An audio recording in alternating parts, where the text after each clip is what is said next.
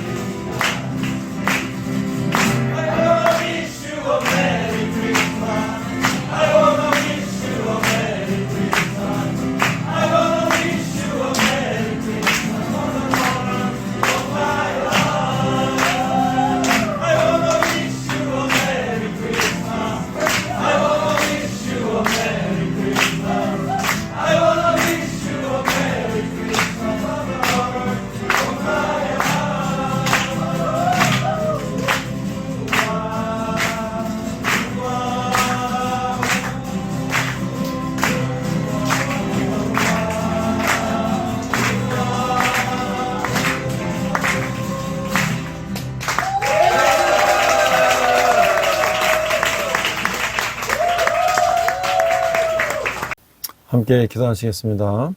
하나님 아버지 은혜를 감사합니다. 올해도 벌써 마지막 주일을 맞이했습니다. 2024년도를 시작하면서 우리가 세웠던 모든 계획들이 어떻게 이루어졌는지 우리가 결산하는 이 시간 되게 하여 주시옵시고, 또 우리가 2025년도를 맞이하면서 또 새로운 한 해 어떻게 우리가 살아야 될지를 또 계획하고 생각하는 그런 귀한 시간 되게 하여 주시옵소서.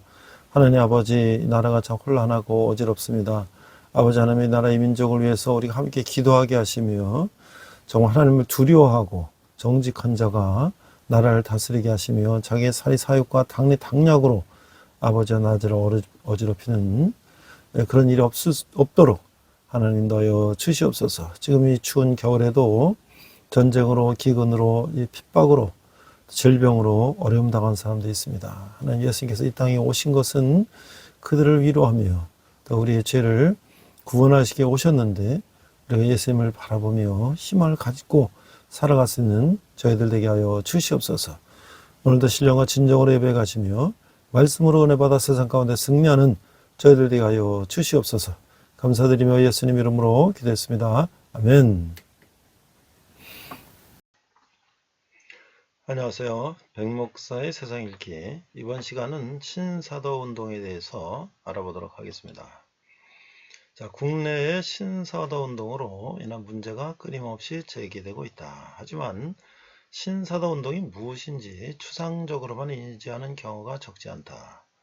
신사도 운동이 무엇인지 명확한 이해가 필요하다. 이 원고는요, 월간 현대 종교에 나온 기사를 소개합니다. 자, 어떻게 시작했나? 신사도 운동은 피터 와그너에 의해 본격적으로 시작되었다. 뿌리는 1900년 아프리카 독립교회 운동이며 1970년경에 나타난 미국의 은사주의 교회들도 영향을 미쳤다고 주장한다. 자, 신사도 개혁운동의 뿌리는 1900년 아프리카의 독립교회 운동이 처음으로 시작된 당시로 올라간다. 1975년경에 시작된 중국 가정교회 운동과 1908년 경에 출현된 라틴 아메리카의 대중교회 운동도 다른 대륙에서 나타난 동일한 연적 현상의 일부분이다. 자, 1970년경에 나타난 미국의 독립적 은사주의 교회들도 현재의 신사도적 개혁운동에 가장 직접적으로 영향을 미친 선구자이다. 이게 피터 와그너의 더미니언 25페이지에 나온 겁니다. 피터 와그너는 1970년대에는 거대한 기도운동이 시작되었고 1980년대에는 선지자의 은사와 직임을 인정하고 확증하기 시작했다고 전하며 국제사도연합 ICA International Coalition of Apostles*라는 단체에 정식 사도가 약 500명이 있다고 말한다. 1990년대에는 사도들을 표면에 부각시켰는데 중보 지도자를 통해서 보이지 않는 세계의 통로를 깨끗게 하고 기름 부음 받은 선지자들이 하나님의 메시지를 받으며 사도들이 올바른 판단과 해석과 수행하는 지도력을 발휘한다는 것이다. 제2의 사도시대에 들어갈 단계가 준비됐다고 밝힌다. 또 현대의 사도와 선지자에 대한 계시는 그보다 더 오랜 옛날인 1830년대 영국의 에드워드 어빙에게까지 소급된다고 봤다. 이에 신사도운동의 정치와 비판에서는 다음과 같이 비판한다.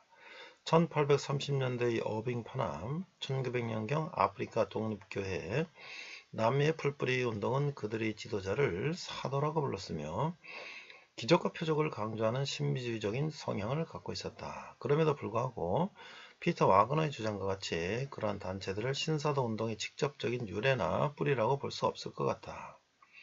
오히려 피터 와그너는 고의적으로 1800년대를 언급하며 다른 지역에 대해서 언급함으로써 신사도 운동의 역사성이나 전통을 설명하기 위한 목적이 있거나 신사도 운동의 보편성을 주장하고 싶은 것으로 보인다. 이인교 신사도 운동의 정치와 비판 15쪽에 나온 자료입니다. 이처럼 신사도 운동의 뿌리에 대해서는 어떤 조직이 아닌 하나의 흐름이고 운동인 점에서 시기에 대한 논란이 있을 수 있으나 본격적인 신사도 운동의 시작은 2001년부터 새로운 사도가 시작됐다는 것과 사도의회를 구성하고 임명해 나가고 있다는 점에는 이견이 없다. 자, 무엇을 주장하나? 신사도운동 말 그대로 지금 시대에 사도의 직책이 있다는 주장이다. 좀 더 정확하게는 신사도적 개혁운동, The New Apostolic Reformation이라는 용어를 사용한다. 자, 초대교회에 있던 사도의 직분이 있었던 것처럼 2001년경부터 제2의 사도 시대를 맞이한다는 것이다. 피터 와그너는 다음과 같이 사도의 정의를 내린다. 사도란 성령이 교회들에게 하시는 말씀을 듣고 하나님 나라의 확장을 위하여 적절하게 이를 기획함으로써 주어진 사회의 영역에서 교회의 기반이 되는 행정체계 확립을 위한 권위를 가지고 하나님에 의해 보내심을 받은 자이며 은사가 주어진 훈련되고 위임된 기독교 지도자이다. 이 피터 와그너 아미년의 34쪽에 나온 얘기입니다. 그러면서 사도라면 같이 할 부분을 언급하는데 사도들에게는 영적 은사가 있고 사도들은 분명한 과업 혹은 부르심이 있고 사도들은 뛰어난 성품의 소유자고 사도들에게는 따르는 자들이 있다. 사도들은 비전이 있다고 전한다. 또 선지자와 사도의 관계에 대해서 선지자는 사도에게 복종한다. 하나님은 선지자에게 말씀하신다. 선지자는 사도에게 말한다. 사도는 판단하고 평가하고 전략을 짜고 실행한다며 피터 와그너는 사도의 역할을 제시한다. 자, 피터 와그너는 자신의 책 사도와 선지자에서 사도의 종류에 대한 언급한다. 많은 수의 교회 또는 선교단체들로 구성된 네트워크를 주도하는 수직적인 사도, 다른 사도들에 대한 권위를 가지는 수평적인 사도, 여기서 호라이전틀 아파슬이 다 수직적인 버티컬과 또 사도 중 다른 은사 직입 있는 하이픈으로 연결된 사도를 소개하면서 피터 와그너는 성도의 수가 700, 800명이 넘도록 역동적으로 성장하고 있는 교회의 목사들은 아마도 대부분 목사 사도 혹은 사도 목사의 직임을 가진 이들로 보아도 될 것이라는 가설을 세웠다고 말해 사도에 대한 범위를 넓게 보고 있다. 마지막으로 교회라는 경계 영역에서 사역하는 앞의 세 사도와 달리 교회 바깥에서 사역하는 일터의 사도가 있다. 피터 와그너는 재정, 기술, 제약, 산업, 교육, 군사, 정부, 법, 매체, 사업, 교통, 핵물량, 농업 및 사회를 구성하는 수백 가지 각 영역마다 사도들이 있다고 믿는다고 전한다. 피터 와그너는 신사도운동 초기 교회 내에 집중되었던 사역에서 점점 영역이 넓어져 사회 변혁에 관심을 갖기 시작했다. 사회 변형을 위한 두 기둥이 필요하고 7개의 산, 세븐 마운틴을 정복하지 않으면 사회 변형을 할 수 없다고 전한다. 사회 변형을 지탱한 두 개의 기둥은 일터교회, The Church of the Workplace와 부의 이동이다. 사회 변형을 위해서는 7가지 문화의 틀이 동시적으로 변화되어야 하는데 이것을 7개의 산이라고 부르며 종교, 가족, 비즈니스, 예술, 매스컴과 연애, 정부, 교육이다. 이 부분에 대한 중요성은 신사도주의 운동의 정신을 기초로 교육하는 캠퍼스인 와그너 리더십 인스티튜트 WLI에서도 볼 수 있다. 수강 과정에는 예언학파, 치유학파, 축사학과, 영적 전투학과 등과 함께 세븐 마운틴 학과도 있다. 7산에 대한 간략한 소개와 더불어 7산의 영역에서 실질적인 영향력을 행사할 수 있는 원리, 지혜와 전략을 훈련하게 될 것이라고 소개한다. 또 피터 와그너는 가난의 영을 떼어내고 번영의 영을 초청해야 한다고 말한다. 그에 져서 변화를 위한 지침서 320쪽에서 우리에게 남겨진 도전은 우리의 영적 무기로 가난의 영이라는 강한 자를 결박하여 사람들의 삶과 우리의 사역, 우리의 주변 환경에서 떼어놓은 다음 내가 하나님의 번영의 영이라고 부르는 그것을 초청하여 그 자리를 대신하게 하는 것이다 라고 말한다. 부의 거단 이동에 대해서 그쳐서 더면에서는 하나님 나라의 원칙들을 고수하는 의로운 사람들의 수중에 막대한 양의 재산이 없다면 우리가 원하는 사회 변형은 기대할 수 없을 것이다. 이 기둥의 기초는 가난의 영을 파괴하는 것이다 라고 말한다. 막대한 재산이 있어야만 사회를 변혁할 수가 있다는 것이다. 자, 그런데 이 신사도 운동이 뭐 다 좋은데요. 왜 문제가 되는가? 자, 신사도 운동은 왜 문제가 되고 있는가? 교단에서 참여를 금하라는 결의까지 하면서 성도들에게 주의를 주는 이유는 무엇인가? 첫 번째 문제로 꼽는 것은 사도라는 직분이다. 명칭이 신사도인 것을 알 수 있는 것처럼 현 시대에 새로운 사도가 존재한다는 것이다.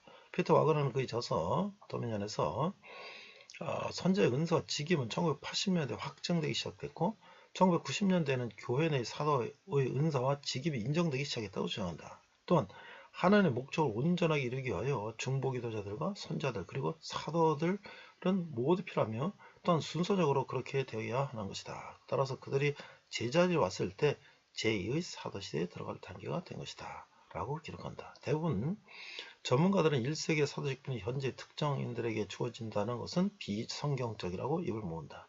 사도나 선지자 직분이 현재에도 존재한다는 주장은 여러 교단이 신사도 운동을 결의하는 이유 중에 하나다. 자, 두 번째는 극단주적인 신비주의 현상을 우려를 표한다. 신사도 운동과 일정한 관련이 있는 인물들이 대표로 있는 기관이나 집회덕에서 일어나는 현상을 문제로 보는 것이다. 초기 사도 멤버였던 최안의 경우 그에 져서 성령의 불속으로 베다니 출판사에 나온 건데요. 빈야드 집회에서 웃음, 임파테이션을 경험했다며 성령님께서 우리에게 앉은 곳을 지나가셨을 때 나는 무언가에 취하는 느낌이 들었다. 그러나 나는 웃음을 참을 수 없었다. 웃음은 20분간 계속되었다. 모든 것이 웃었다. 아무도 웃은 얘기를 하지 않았는데도 웃음을 참을 수가 없었다고 고백했다. 직통 계시, 예언, 임파테이션도 지적받는다. 지금 시대 성경 외의 계시가 있다는 주장, 개인의 환상, 체험, 예언을 성경보다 중요시하는 모습이다. 임파테이션을 위해 사도에게 안수기도를 받는다. 자, 이 과정에서 웃음, 쓰러짐, 진동을 느끼기도 하며 금가루, 금이빨 등 성경에 나오지 않는 현상들을 성령의 역사라는 주장에 대한 비판이 거세다. 제2사도시대를 주장하는 신사도운동은 비성경적이라는 비판을 받고 있다. 현재 여러 교단에서 참여 금지 등 주의를 요구하고 있으며 여러 심적 현상에 대해서도 우려를 표하고 있다. 신사도운동의 문제와 활동에 대한 정보는 문제를 인지하고 주의하는 데 도움을 받을 수 있을 것이다. 이게 현대종교에서 2021년에 게재한 신사도운동에 대한 이해였습니다. 이상 백 목사의 세상 읽기였습니다. 네, 오늘은 그리스도인의 자유, 부제는 신사도운동이라는 부제를 가지고 말씀을 나누고자 합니다. 골로새서 두 번째 시간인데요. 자, 본문은 골로새서 2장 8절, 우리 한글과 영어로 자막을 보면서 함께 읽도록 하겠습니다. 자, 골로새 2장 8절, 누가 철학과 헛된 속임수로 너희를 사로잡을까 주의하라. 이것은 사람의 전통과 세상의 초등학문을 따르며 그리스도를 따름이 아니니라. 자, Colossians chapter 2 verse 8인데요. See to it that no one takes you captive through hollow and deceptive philosophy, which depends on human tradition and the basic principles of this world rather than on Christ. 이렇게 돼 있어요. 자, 오늘 여기 보면 이 골로새서에 보면은 천사 숭배라는 말이 나와요. 자, 천사 숭배란 무엇일까? 이게 이제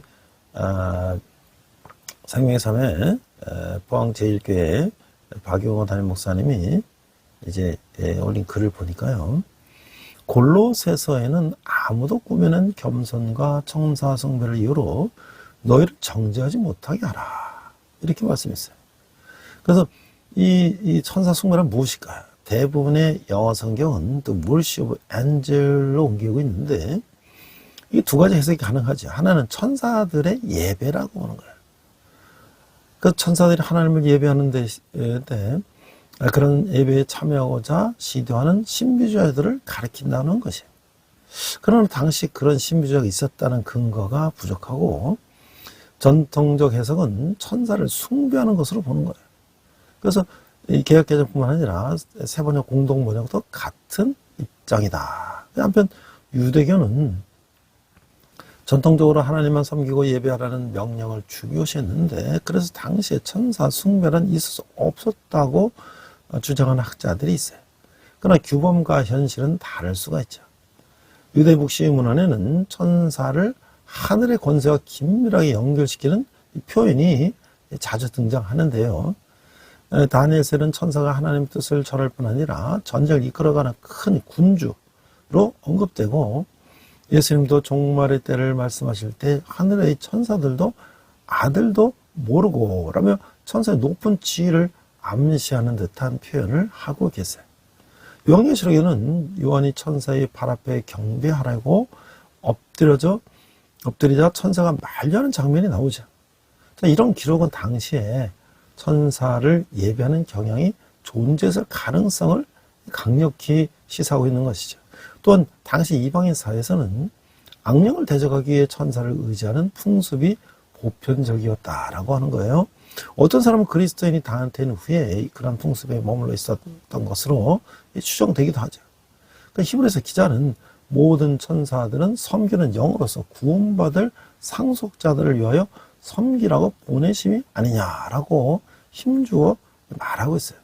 그러니까 바울은 장차 성도가 천사를 판단할 것이기에 성도의 영광스러운 지혜를 잊지 말라고 권면하고 있어요. 고린도전서에서 말씀하고 있죠. 골로새서 꿈에는 겸손과 천사 숭배가 나란히 나오는 것도 같은 맥락으로 볼 수 있다라고 하는 거예요. 그러니까 천사를 숭배하는 일은 그리스도 안에서 성도가 얻게 된 영광스러운 지혜를 망각하는 자기 비하, 곧 꿈에는 겸손이다라고 하는 것이죠. 바울이 제시하는 해법은 그리스도의 유일성에 대한 인식에 그리스도가 만물의 주인 되심을 알 때 우리는 복음의 영광 가운데 살 수가 있다라고 하는 거예요. 자, 우리가 이제 영지주의의 결함 또는 그리스도의 신성에 대해서 2장 8절에 이렇게 말씀하고 있어요. 8절, 누가 철학과 헛된 속임수로 너희를 사로잡을까 주의하라.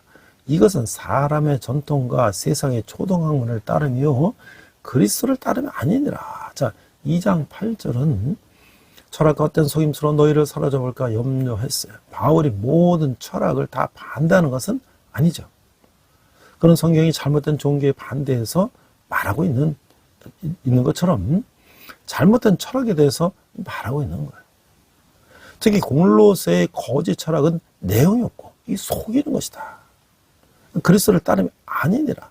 사람의 전통과 세상의 초등학문을 따르는 것이다 라고 하는 것이죠.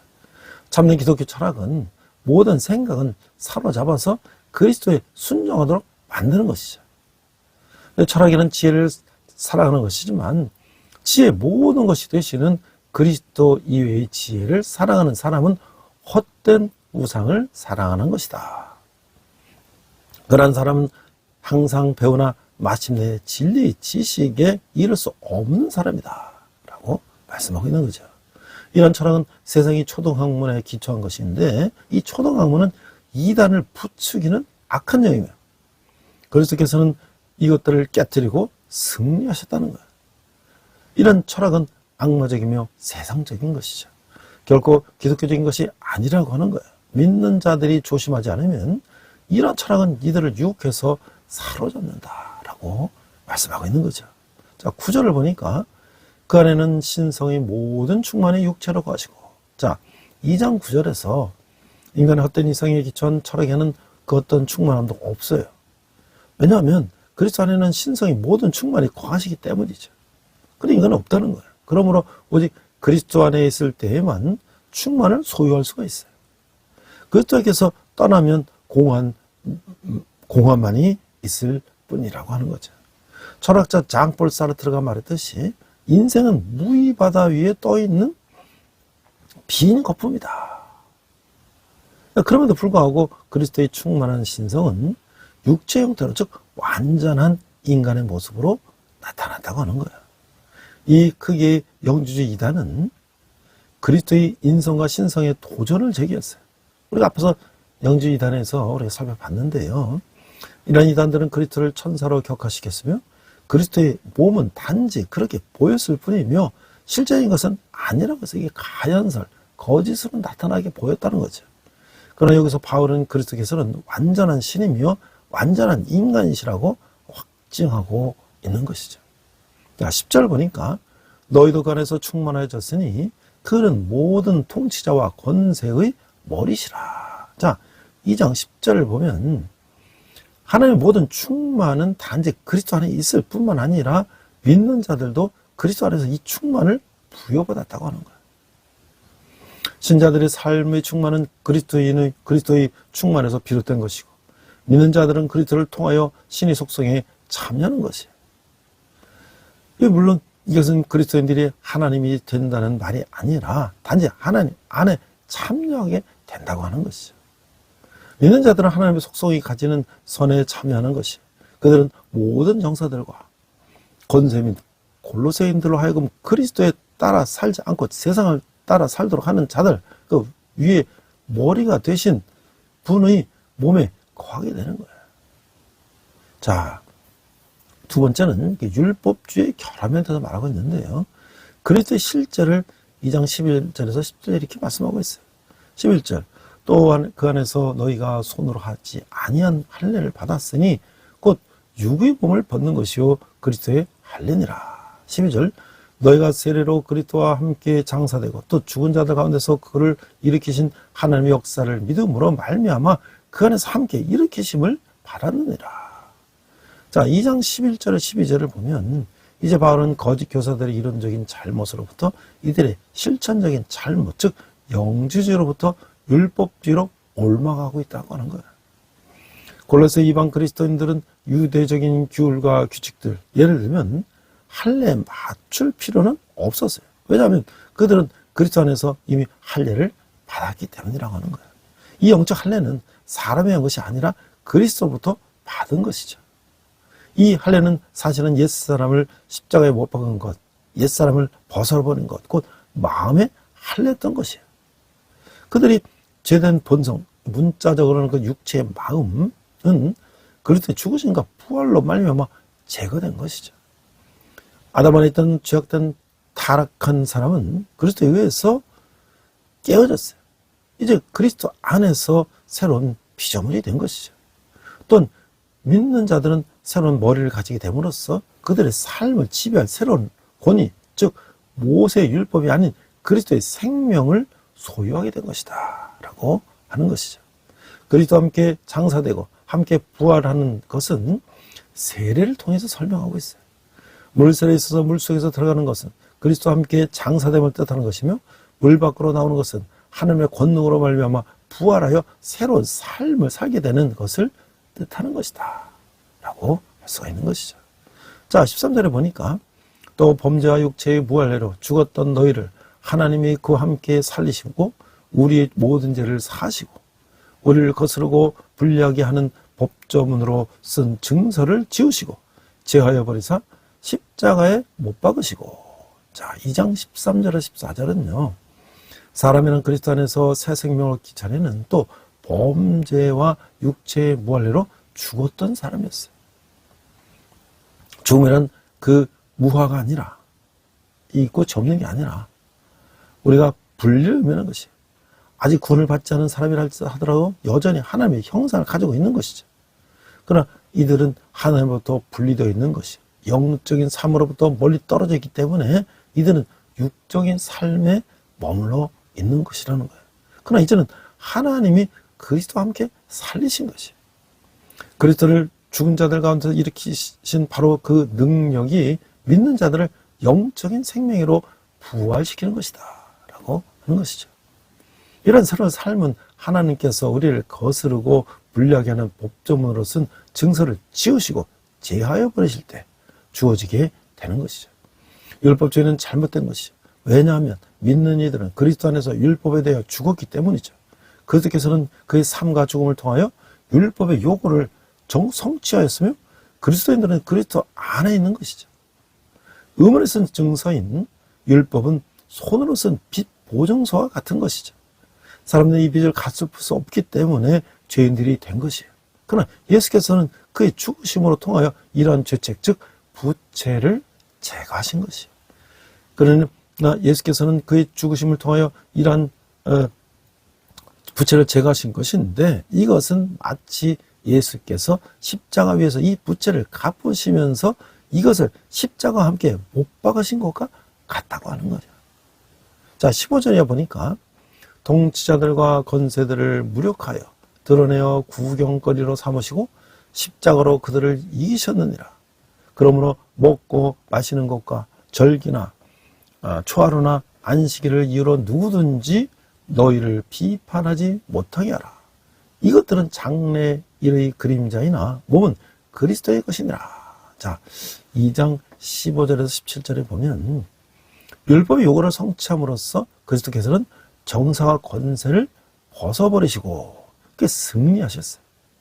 그 결과 믿는 자들은 먹고 마시는 것과 절기나 초하루나 안식일을 이유로 누구든지 악한 세력으로부터 우리를 비판하지 못하게 됐어요.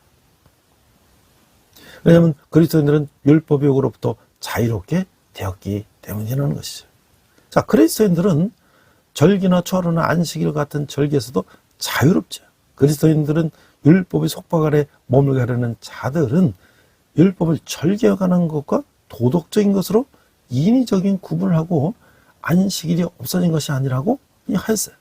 이런 가르침이 잘못된 것은 우리가 다음에 사실로부터 알 수가 있는데, 첫 번째, 안식일에 관한 계명이야말로 신약 성경 속에서 되풀이되지 않는 유일한 계명이죠.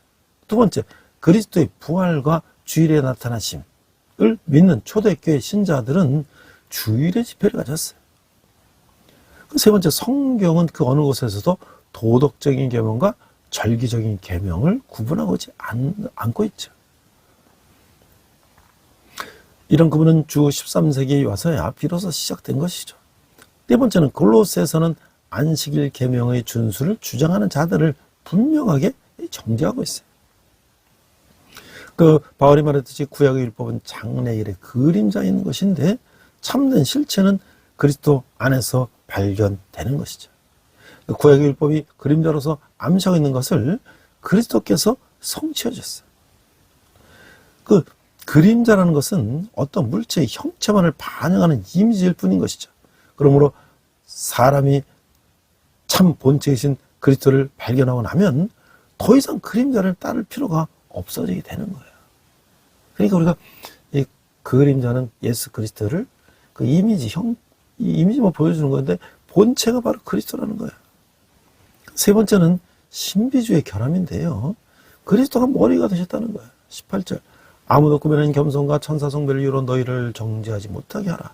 그가 그 본 것에 의지하여 그 육신의 생각을 따라 헛되이 과장하고. 자, 2장 18절은 믿는 자들 하여금 그리스도 안의 실제에서 벗어나서 율법의 그림자에 이르게 하려는 자들은 그들로부터 상을 뺏어서 가려는 자들이에요.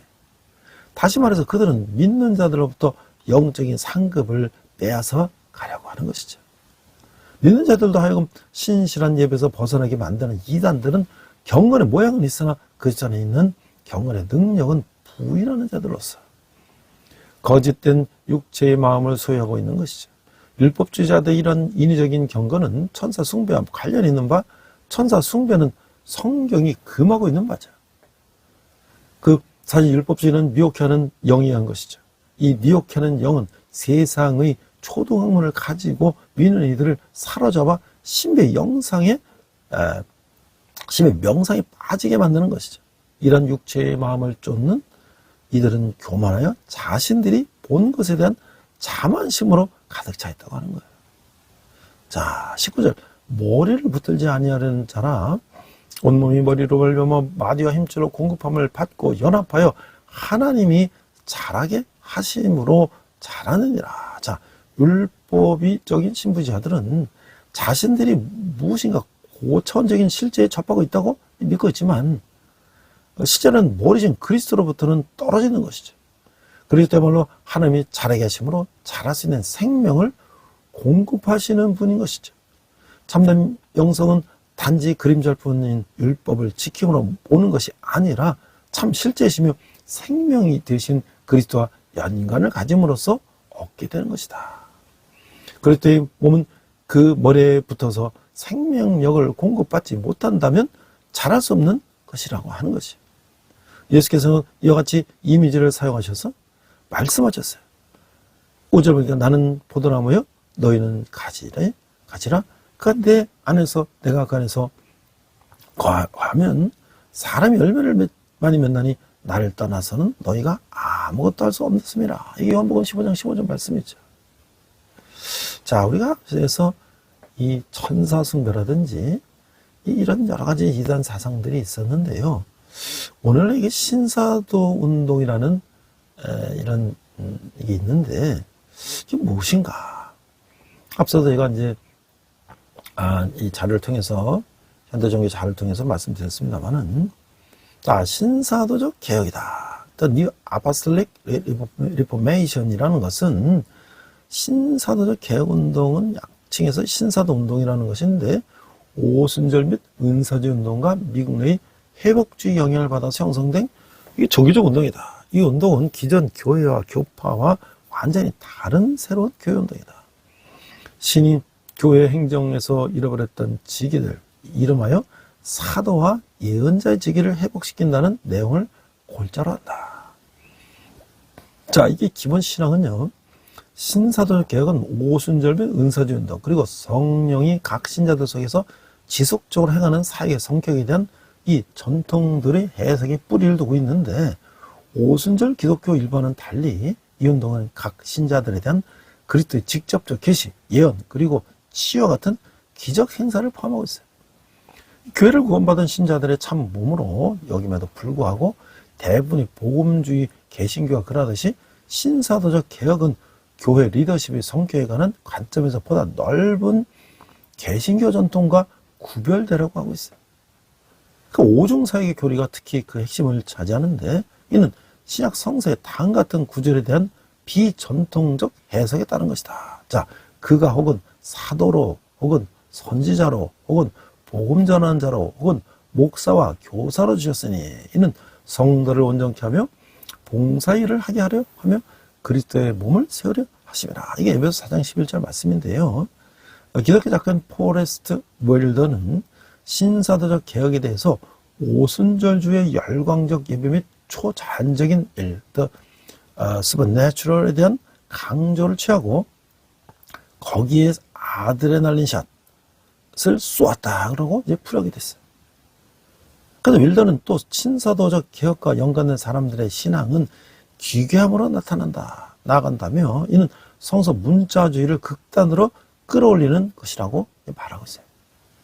자, 신사도적 개혁의 조직은 해당 지도자들 중 다수가 2012년 미국 대통령 후보 릭 페이리를 지지하는 등 정치적 활동의 모습을 띠고 있어요.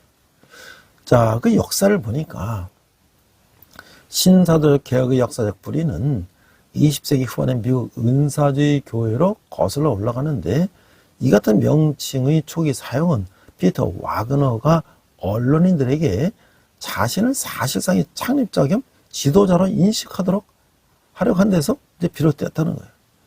이 비은사주의 및 오순절 신학 전통에서 이 운동은 적은 주목을 받았는데, 와그너는 제2차 사도시대가 2001년에 시작되었다며 이는 예언자와 사도의 잃어버린 직위들이 이 시대에 회복되는 때라고 주장하게 됐다는 거예요.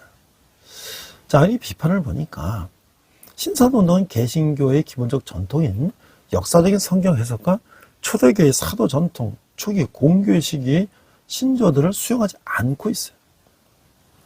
개신교의 다양한 교파들이 있으나 어느 교파도 예수 그리스도를 직접 만난 사도들을 대신할 수 없다고 여기고 있는데, 신사도 운동은 사도의 재형성을 주장하며 새로운 기독교의 방향을 제시한다고 주장하고 있어요. 즉, 성경과 사도의 전통이 아니라 성경과 자신들이 선출한 사도를 통해서 완전히 다른 기독교를 성성할 것이라고 선언함으로써 더 이상 기독교의 범주에 있지 않겠다는 의미가 된다고 하는 거예요.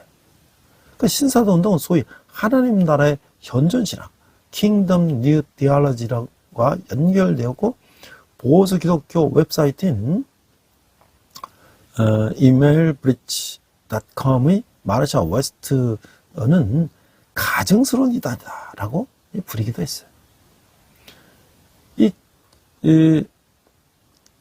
제이콥스 및 루 잉글, 샌디 제이콥스 및 루 잉글과 같은 지도자들은 동성애 혐오로 해석되거나 다른 식의 비관용적 발언을 해서 비판을 받아왔는데, 제이콥스는 자신의 일본 쓰나미를 예언했으며 이는 일본이 충분히 기독교로 돌아오지 않았기 때문에 일어난 일이라고 주장하는가 하면, 또 이를 오바마가 주도한 미국 군대 내 동성애에 관한 법 DAD, Don't Ask, Don't Tell의 폐지와 결부시키기도 했어요. 자, 와그너는 자신 같은 신사도 교회의 과반수가 사역 활동을 해서 영적 전쟁으로 보고 있다고 말했어요. 독일에서 광우병이 중지되는 것이 구성원들의 초자연적 능력, 그 표현의 한 예로서 신이 그를 통해서 역사이라고 주장하기도 했어요. 자, 네 번째는 예루살렘 성전 재건과 종말론인데, 신사운동과 세대주의에서는 예루살em 성전이 재건되면 그리스도의 재림과 천년왕국이 도래하며 세계의 종말이 온다고 믿었어요. 그 미국에서는 아이합이라고 하는 기도처가 있죠. 대한민국에서는 지방교회 등이 이런 주장을 하고 있어요. 자, 신사도 운동에 빠진 신자들의 특성이 뭐냐면 신사도 운동이 주로 청년층을 타겟으로 삼기 때문에 청년들이 많이 몰려요. 이들에게 하는 예언은 대동소이한데 대체로 내가 너를 큰 자로 세우겠다. 내가 하는 일을 이루겠다. 이런 식이에요. 이런 말 솔직히 누가 못해서 아무튼 방황하는 청년들은 여기에 열광이 빠져든다고 하는 거예요. 신사운동이 모태가 된 미국의 오순절 운동도 20세기 초부터 현실 정치 참여 역사가 긴데 1960년대, 70년대 사회 부조리에 대한 문제의식이 강했던 대학생 출신의 히피들이 예수는 지저스 무브먼트에 열광한 것도 오순절주의와 연관이 있다는 거예요.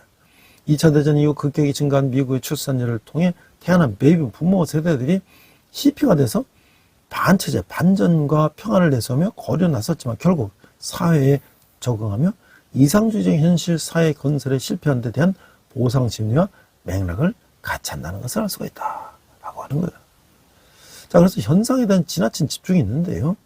이 운동에 나타나는 현상들은 매우 다양한 것을 알려져 있는데 대표적인 몇 가지를 꼽으라면 다음 같은데 쓰러지고 울부짖고 임파테이션, 신사도 운동의 광신적인 집회를 대표하는 행동들인데 인도자가 성령, 부울 등 특정 단어를 외치면 갑자기 쓰러지는 시기에 쓰러지지 않는 경우 손으로 밀쳐서 억지로 쓰러뜨리는 경우나 또 심지만 쓰러지지 않는 참가자에게 옆에 있던 도우미가 귀에다 대고 이 부분에서는 쓰러져야 보기 좋아요 라고 종용해서 초신자의 한국교회에 대한 믿음을 안드로메다로 보내려는 짓을 장애되고 있다. 아니 그냥 초신자에게 질려버리겠다는 거죠. 임파테이션은 자칭 사도가 가지고 있는 영적 능력을 다른 사람에게 손을 대거나 위에 쓰러짐 현상 등을 통해서 전수해 주는 것을 말하는데 참고로 쓰러짐이나 임파테이션 같은 것들은 기독교 역사상 성령이 기록되고 있던 시기에도 나타난 적이 없는 현상이며 힌두교의 싹티파가 기독교식으로 변형된 것이다 라고 할 수가 있는 거예요. 웃음 터짐 이건 신사운동이 인도자들이 강연을 했다가 이유 없이 박장대소를 터뜨린다거나 하는 현상인데 신사운동이 신도가 아닌 사람들에게는 가히 정신병자들의 모임이 아닌가 싶을 정도로 거부감을 준다는 건데 바로 이게 일종의 집단 히스테리일 수도 있다라고 하는 거예요. 자, 아니면 말고식의 예언인데 데이비드 오원은 한국전쟁 예언 소동을 들 수가 있는데 그 예언이 연평도 포격 사태가 나타나 성취되었다고 싶었지만 이내 잠잠해졌던 일이 있어요.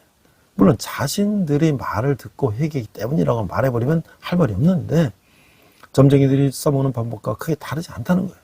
되면 자기 의견에 맞는 거고 아니면 부정타서 혹은 자기 말을 듣지 않아서라고 둘러낸다는 것과 같은 맥락인데 판단은 우리가 잘 해야 된다는 것이죠. 지나친 돈 밝힘이 있어요. 영적 도회 같은 것을 들면서 7권역의 세력을 교회가 지배해야 된다. 7권역. 그래서 그것을 이루는 수단 중 하나가 바로 금전이 교회로 흘러들어오게 하는 것인데 실제로 2006년에 올림픽 공원에서 있었던 신사도 운동의 집회에서 이러한 일에 대해서 기사를 보면 그 신학 무시 수단을 가리지 않는 교회 성장 모델이 또 있어요. 이들이 한국 개신교에서 인기를 끄는 원인이기도 한데 교회 성장을 위해서는 어떠한 수단과 방법을 써도 무방하며 이래서는 이단의 신학이나 주장도 모두 다 받아들여야 한다는 소위 개방신학을 주장하는 거예요. 그런데 이걸 주장한 피터 와그너는 정작 기존 교회의 신학은 잘못되어서 멸망해야 할 것으로 주장하고 있어요. 실제로 피터 와그너나 다른 신사운동의 지도자들은 여의도 순복음교회나 큰믿음교회, 온누리교회가 자신들의 운동에 동참할 때는 새 포도주라고 지켰었지만 한국의 주요 교단들이 이단성이 있다고 하고 자신들을 경계하자 종교의 영에 사로잡혔다라고 비난하고 있는 거예요.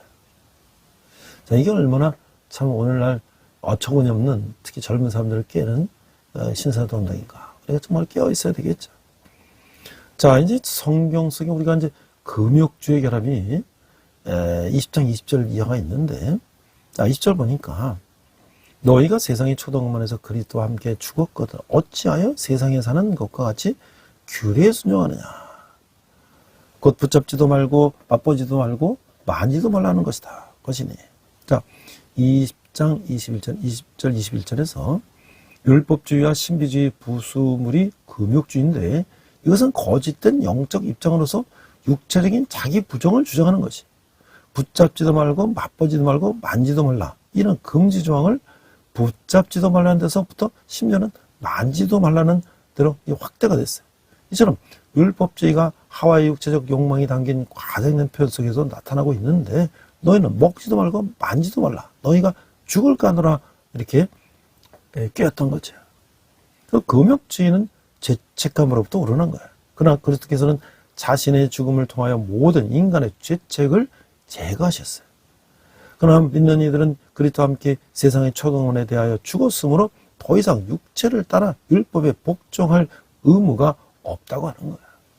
그래서 6절에 우리가 알거냐 우리의 옛사람이 예수와 함께 십자가에 못 박힌 것은 죄의 몸이 죽어 다시는 우리가 죄의 종로로 하지 아니하람이라 라고 로마서 6장 1절에 말씀하고 있는 거죠. 자, 22절 이어보니까 이 모든 것은 한때 쓰이거나 없어지리라.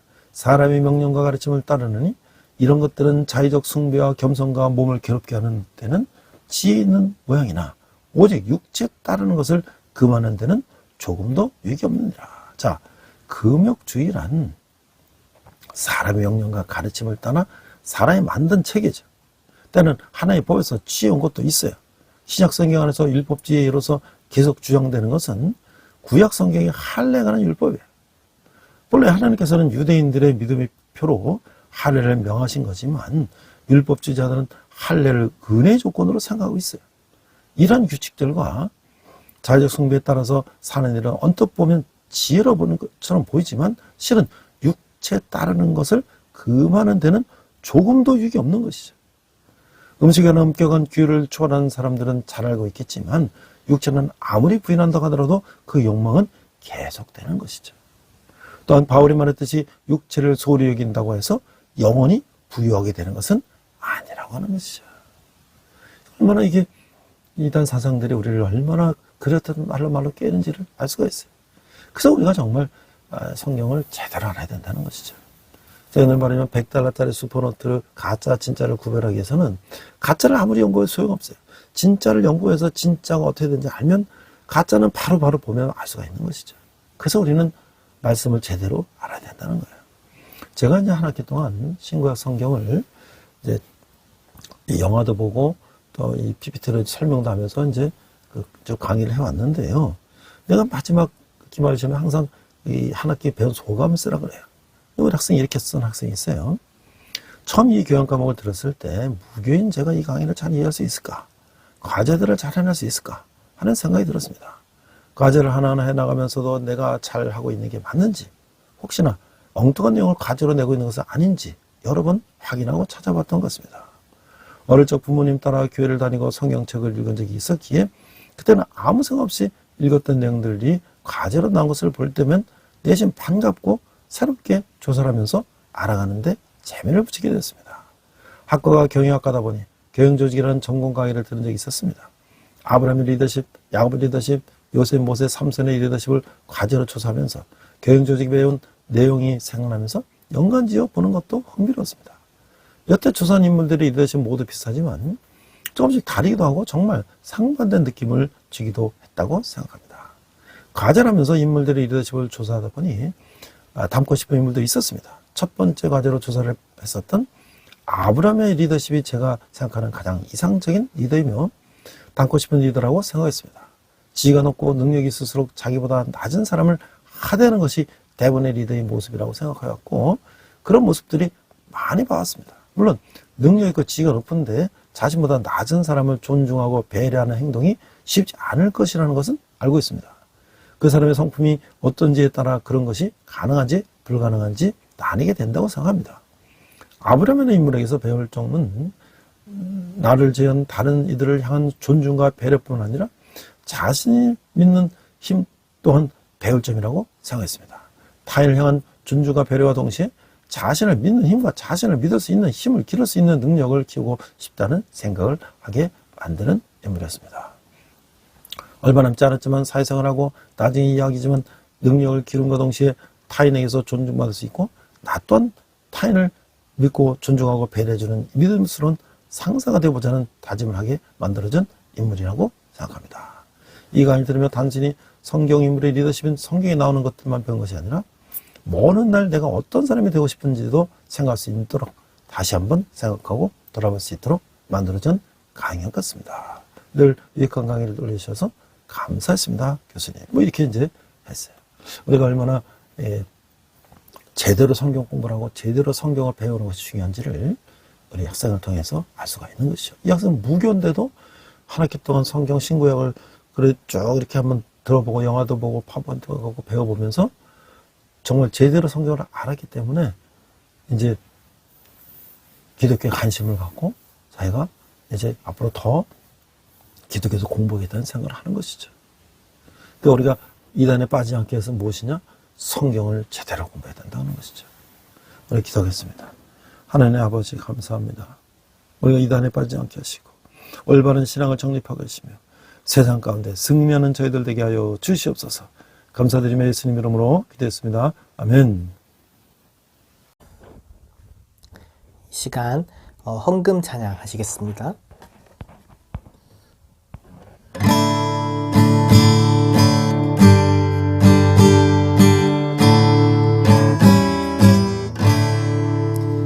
내게 있는 모든 것을 아낌없이 드리네. 사랑하고 의지하며 주만 따라 살리라. 주께 드리네. 주께 드리네. 사랑하는 구주 앞에 모두 드리네. 아멘.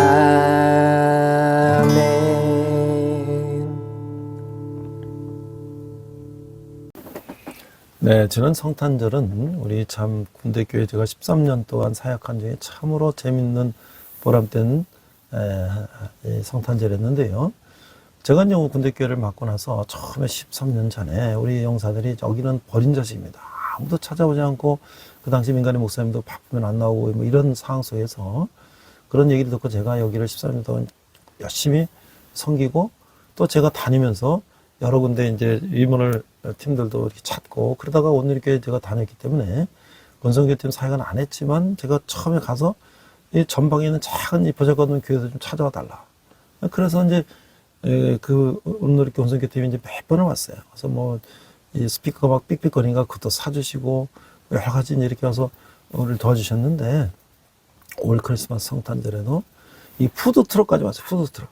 오늘 이렇게 권성교팀 한 30명 오셔서 같이 용사들과 함께 예배하고 그다음에 용사들이 이제 장기자랑들을 했어요. 휴가증이 걸려 있어요. 아주 뭐 열심히 이 젊은이들 재능을 발휘하고 5팀이 나와서 그 경연대도 얼마나 재밌는지 몰라요. 그 심사위원도 해주시고 이렇게 해서 우리가 성탄절을 참으로 이 전방의 작은 교회지만 젊은이들이 정말 끼와 그런 걸 발휘해서 참으로 재밌는 정말 예수님 보시기에 너무나 기쁜 그런 성탄절을 맞이했어요. 다시 한번 오늘 이렇게 권성교회 때문에 감사드리고 그러면서 4명의 친구들이 처음 왔어요. 교회 이 휴가증 탈라고 이제 경연대 나왔는데 처음 교회를 나온 거예요. 얼마나 감사한 일이죠. 우리가 2024년 제가 이제 열심히 사역을 했는데 2025년도 제가 할 수 있는 데까지 청년들을 해서 열심히 사역할 것입니다.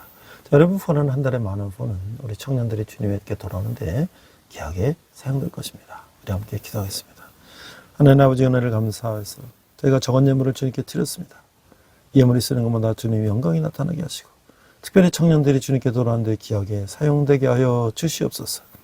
지금은 우리 주 예수 그리스도의 은혜와 하나님 아버지의 극진하신 사랑과 성령님의 가마고도 역사하시며 우리 이단에 빠지지 말고 온전한 우리 예수 그리스도를 알므로써 하나님께 더 가까이 가는 또 하나님께 더 영광을 돌리기를 다짐하는 우리 예배를 드린 모든 성도들이 열방의 백성들과 성교사님들이 특별히 북한에서 고통받는 북한 농포들 위해 지금부터 영원토록 함께 하시기를 간절히 축원합니다. 아멘. 우리 함께 선한 영으로 찬양하시면서 한 주간 승리하시기 바랍니다. 이 시간 함께 결단 찬양 선한 능력으로 부르시겠습니다.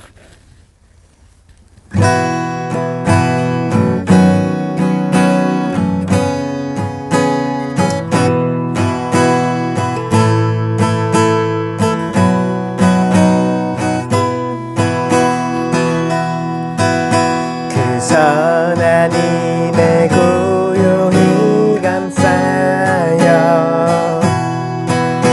그 놀라운 평화를 누리며 나 그대들과 함께 걸어가네. 나 그대들과 하늘을 여네. 지나간 허물 어둠의 날들이 무겁게 내 영혼 짓눌러도 오 주여 우릴 외면치 마시고 약속의 구원을 이루소서. 그 선한 힘이 우릴 감싸시니 믿음으로 일어나를 기대하네. 주 언제나 우리와 함께 계셔. 하루 또 하루가 늘 새로워. 주께서 밝히신 작은 촛불이 어둠을 헤치고 타오르네. 그 빛에 우리 모두 하나 되어 온 누리에 비추게 하소서. 그 선한 힘이 우리 감싸시니 믿음으로 일어날 일 기대하네. 주 언제나 우리와 함께 계셔. 하루 또 하루가 늘 새로워. 이 고요함이 깊이 번져갈 때 저 가슴 벅찬 노래 들리네. 다시 하나가 되게 이끄소서. 당신의 빛이 빛나는 이 밤 그 선한 힘이 우릴 감싸시니 믿음으로 일어나를 기대하네. 주 언제나 우리와 함께 계셔. 하루 또 하루가 늘 새로워. 주 언제나 우리와 함께 계셔. 하루 또 하루가 늘 새로워. 주님과 동행하는 복된 한 주 되시길 축복합니다.